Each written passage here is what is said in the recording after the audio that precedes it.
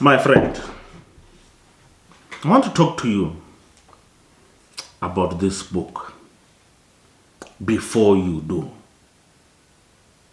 Before you do. And in the introduction of this book, I talk about probably one of the hardest decisions I had to make in my own life. And I remember parking on the side of the road when I made that decision, having some time to think about it. And I remember feeling something in my heart, deep down in me, telling me that you are about to make the hardest decision of your life. The hardest decision of your life. We are at that crossroads.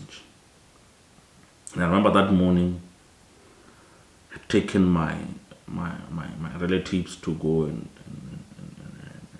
finish off paying lobola to one of my uncles.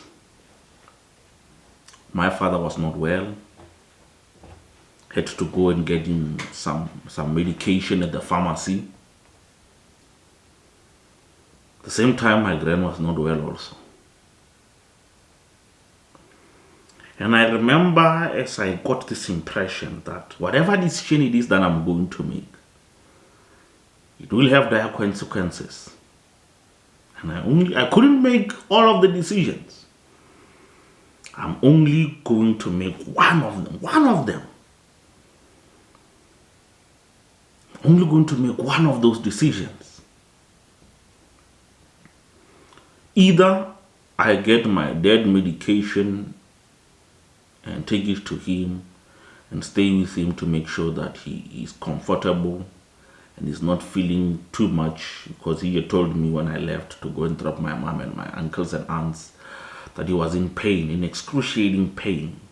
Either I was going to take him the meds and make sure that he's well, and then when they are done, rush him back to Polokwane to hospital, to his doctor, or I will go and I see my grand, because this is the last chance that I have to see her. And I remember overcome with those emotions, and I parked on the side of the road and I had some time to think. And I made the conclusion that I'm going to be with my father, and I'm going to make sure that we manage the pain. I manage the pain that he is in. And I did. But on my way there, I was crying, because I knew this was the last chance I have to spend time with my grandma, because the next time that I'm going to be seeing her, I'll be seeing her in a casket. And I remember that whole day while I'm with my father, I'm thinking about her. Thinking, looking for a moment, just 1 hour, nyana, 2 minutes, nyana, for me to escape and go and be with her while my dad is sleeping. But that day he couldn't sleep because he was in so much pain. And I remember when they came back late at night and they told me that they were with her, I was like, oh, it's gonna be painful, eh? Then we were done, we packed. And I drove back home and I never saw her. And the next time, the day before she passed on, I was at the pharmacy. Getting her some medication, getting her favorite fruits, her favorite food and groceries, because I wanted to go and see her the following day. And I remember as I was there teaching my leadership workshop to CEOs, to business owners, to leaders in their own rights in their respective industries.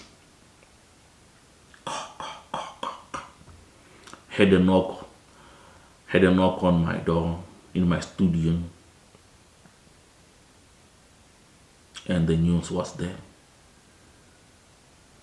Your grand is no more.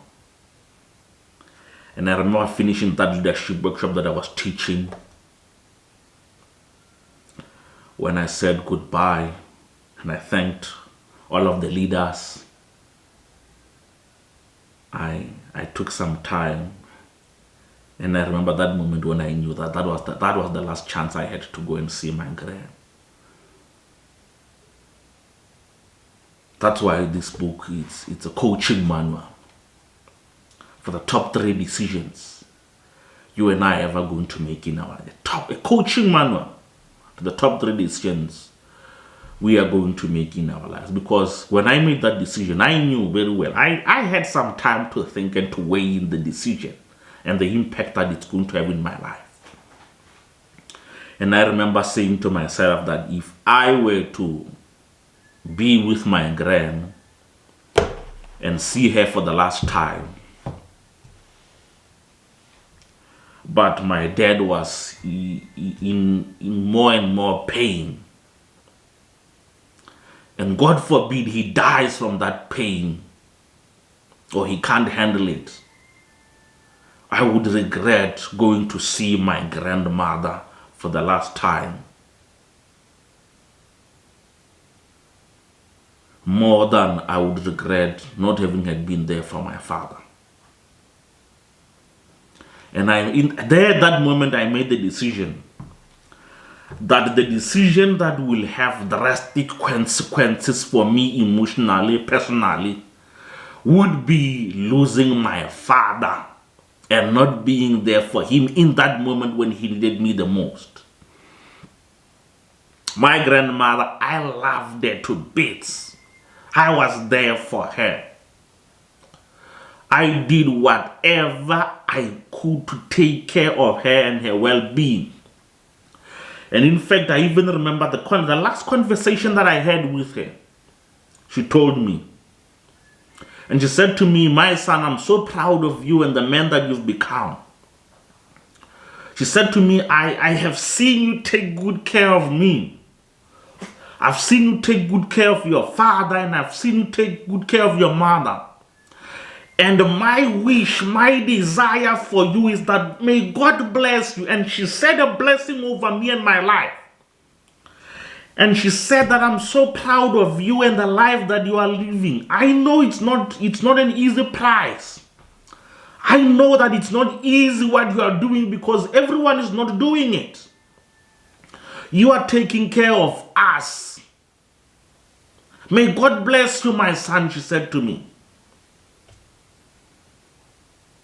And she said, "My son, I'm about to go. And I want you to make a promise to me. Take good care of these people. Take good care of your father and your mother, and God will bless you." And I remember having that conversation with her, and I said, I will. I said, I will. And there, that moment, I did not regret making that decision because I had my last conversation with her. I had my last conversation with her.